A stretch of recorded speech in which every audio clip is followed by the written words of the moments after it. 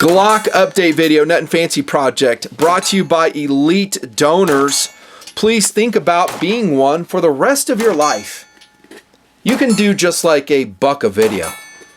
I charge $6 per month. That's $6 a month. You can do that. Now, if you're super awesome and want to have better luck in life, do more than $1 per video. Maybe, I don't know, $5 per video? Can you swing that? But I don't have tier levels. I don't. You can join the clubhouse for a very low entry fee. Enough said. Donors brought you this video. They paid for these magazines that I bought. Yeah, and partially they paid for the gun that I'm going to show you. And we are talking Glock once again. So if Glock offends you, probably not your video. And I have a question for Glock haters if you're still here. Here's my question, pure and simple. What the hell is wrong with you? A little bit better. Why would you hate the Glock product? 48, don't get me wrong. Oh, where's my cone? Well, Nut and Fancy, the owners are kind of douchey. It dominates the marketplace. It's overhyped. It's no better than other guns. And they really don't change the gun. It's basically the same damn gun over and over again. That's why I hate Glock. Well, I have more reasons, but those are just the top ones. Okay, that's actually pretty good. That's pretty good. That guy, okay. All that's fair. It is. Do you like how I can summarize their thoughts? Middle right. Dude, they have a point. I get it. But the Glock itself, as it functions, how accurate, proven, reliable, lightweight, still a standard setter for lightweight. This Glock 43 carry gun, it's hot. Coming out of holster, I ain't unloading it. It's sitting here on tabletop. It's so lightweight, so easy to shoot, at least for me. It's a standard. I love the Glock product. But yeah, I get that they're staid in their design. They don't really innovate that much. I get that. And I have criticized the company. The company's kind of different than the product is what I say. Gaston Glock, when he designed the product, he just got it right. Everyone else basically copies him. That's why you see so many Glock 19 clones come out month after month, year after year, because the Glock 19 right here, genuine Glock 19, is awesome. And so many guns copy it. Yeah. By the way, I did not coat that one. That one came like that. It is a distributor exclusive. I can't remember if it's Davidson's or who did that, but they did a great job. I love the coloration. A little bit of wear and tear on it with some use, which is normal when you coat a gun. Glock 19 is so awesome. Never sell your 19, by the way, or your 43. Basically, where's my cone? Don't sell any Glock ever that you get. Okay, that might be a slight exaggeration. Like if you have a 45 caliber Glock and you never shoot it, it's too expensive. I could kind of see that. But other calibers, no. Just keep it. Like this 43. I mean, is this as good as a P365 or a Hellcat? Well, define good. Reliable as? Yes. Accurate as? Yes. As many rounds? No. Not selling it. I carry this all the time in rule of law. If we go into without rule of law, I'm up gunning. Go watch my EDC update, L-Pack, H-Pack.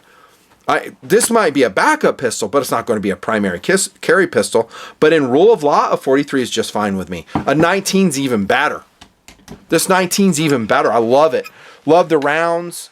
I like how it fits my hand. I like how accurate I am with it.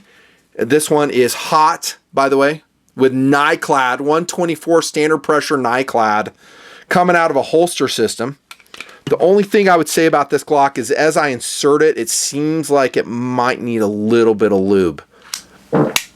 Yeah, did you hear that? I just need to lube it up a little bit of somewhere there. But overall, the gun is awesome. One thing you can say about the 17, 19, 22 traditional semi-compact or full-size Glocks is that they're thick. 1.18 inches in thickness, is that a showstopper? Having carried this in shoulder holster for many years, I would say no, it is not. Although I'm a bigger dude, I'm 6'3", about 220. I wear some baggy shirts. It hides on me pretty readily. For some dudes, I could see it being a problem. And now we morph into the topic of this update review. Get ready to be semi-excited on the Glock 48. Okay, I'll throw it in there as well. Glock 43X update review, Nut and Fancy project.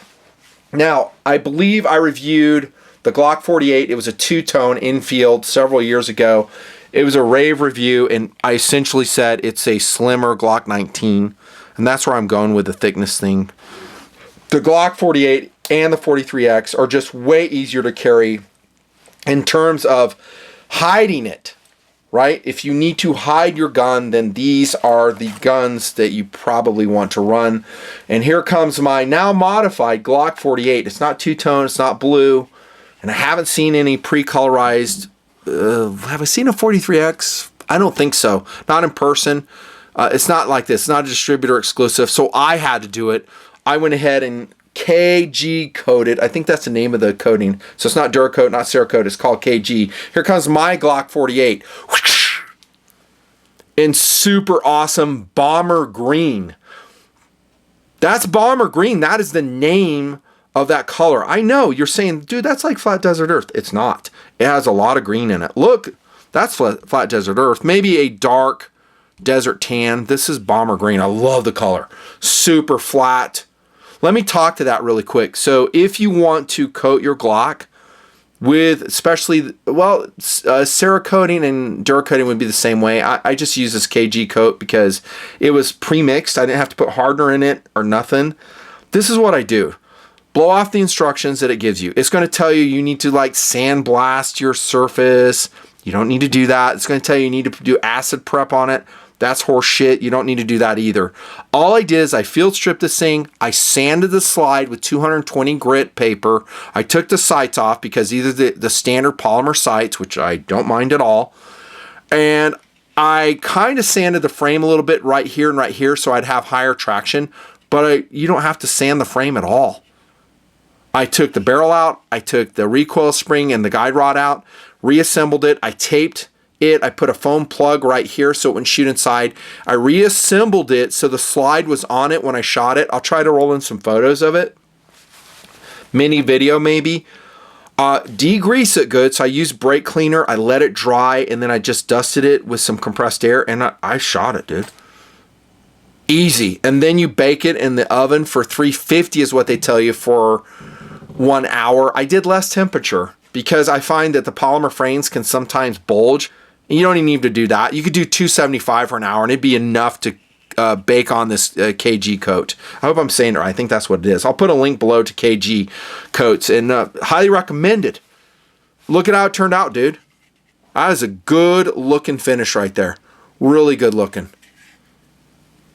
Yeah, so there's some of my sanding. I got a little bit aggressive right there, so I kind of dicked that up. Don't really care. And also when I cock it, I didn't like coat the front of the trigger. I didn't even take the trigger out when I shot it. I'm not as anal as I used to be. You remember the Duracoat years of the Nut and Fancy project? Dude, I was so particular. Had to be just right. Then I finally realized, you know what? This is way more durable than paint. Way more durable. And it's going to get beat up over the years anyhow. Here's a factory coated one. This is probably Cerakote right here, and it's showing barrel wear right there. Comes right off, and that's okay. I'm cool with that. That's just normal wear and tear. So why fret too much about your coating? It took me years to realize that. I mean, do a good job, but if it doesn't turn out perfect, like I have a black line right here, don't give a shit. I'm okay with that. You know, it's okay. It's okay. Life will go on. Life will go on. Yeah, I love that color though. So why did I do it? In this gun, I didn't really dig the standard black. It was just so boring to me. That's why. I just thought it'd be funner to put a different coating on it. I haven't worked with coatings in years and years. So I'm just kind of going back. And there's some guns that I've been wanting to coat. And now this KG product is so simple. I don't have to mess with hardener. It is bakeable. I think a bake-on coating is better. There's some air dry Cerakote products, and I have used those, and they're okay. I like this one. And by the way, I'm not saying Cerakote's not a good way to go. I still love Cerakote, and it comes in a lot of great colors. I think Duracote's still good. I'm just using this one, that's all. There's my base plate on it. On what, None Fancy? Well, on a different mag. And now we go into the magazine system, the next modification of this Glock 48. Okay, Glock 43X as well. I know a lot of you guys just love the 43X. The Shield Arms magazine. So I promised I would get some of these, I would test them, and all that shooting is complete. Sean the TNPer even helped me. Now, for some dumb reason, I rolled it into an ammunition review, which has still yet to post because there are, let's say, administrative problems with that company and, you know, how they're going to market the ammunition.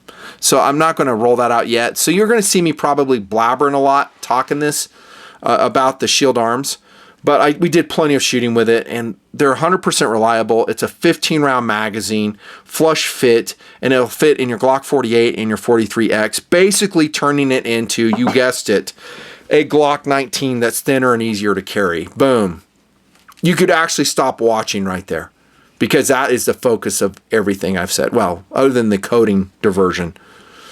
But you're going to keep watching because I want to say something outlandish. I'm sure I will before this video is over. One of the outlandish things you have to do with this is you have to put the Shield Arms magazine button in, which is metal. It's a memmed metal button. It is a pain in the butt to install. You can do it, stick with it. So it's basically that stainless steel prong down there that holds the magazine button in any Glock. And you're going to pry that up with like a tool. And the tools I use, and I don't have them on the table, I'm sorry, is I go to Harbor Freight. They have these picks. It's like a set of picks for like $4. They have orange handles. They have one that has a 90-degree bend on it. That's what I use to unhook that spring from the mag catch, put in the Shield Arms metal button. You need that because these are metal magazines.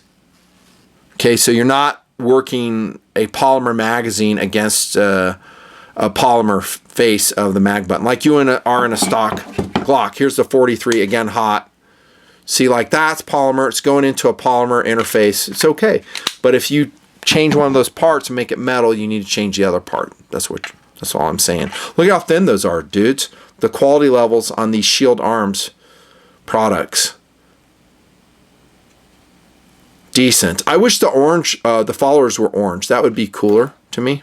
Minor point. And then they've got these Magpul type bases on them. And then the dot matrix labeling, as you can see I've done, which I just did for fun. Well, more than fun. If I have a problem with the mag, I know which number it was. And yes, I took the mag base plates off, which was easy to do. And I also KG coded those as well. Do I recommend this modification? Well, both of the modifications. A resounding yes, I do. I do recommend it. Coating has given me better traction on this gun. I actually bought some grip enhancements here that I was going to put on. And one thing that was bugging me, I was like, well, I need to coat that gun before I put them on. And then yesterday I got done coating it. I let it dry. And I wrapped the decal grip around it. And I was like, you know what? After coating this and sanding it the way I did lightly, this has really good traction on it, especially in this matte finish. Now, if it was a satin or glossy finish KG coat, maybe not so much. But this one, it's great. So I'm just going to leave it as is. And I really love the color. Did I mention that? Yeah, nothing fancy. You've said it multiple times. Notice, by the way, I have not swapped out the slide release for an extended one. Just because I'm just slingshotting this one. I'm going for pure simplicity with a Glock 48. I'm still running the stock plastic sights. How stupid is that? Actually, it's not stupid. The sights work fine. And they're always bright white. I have been ranting about night sights lately in the Glock pistols that all the pistols I put them on, and they just go dim. Like in 5 years, it's like, well, man, they've really gone, low light on me. And now I'm just kind of going back to, well, the stock sights. I might replace them later, but I just put these on. Easy to take off, easy to take on, or take off and put back on. Look, I still have it on this one too. I want to show you something else too. This is interesting. You guys know I love the Galco Classic Light holster. Here's my Glock 43 holster, and this is what this gun came out of today. So this is my carry system, my Glock 43. Mrs. Nothing Fancy has her own. She doesn't do shoulder holster. She does in-purse carry. But this is my holster, so this is always going in here.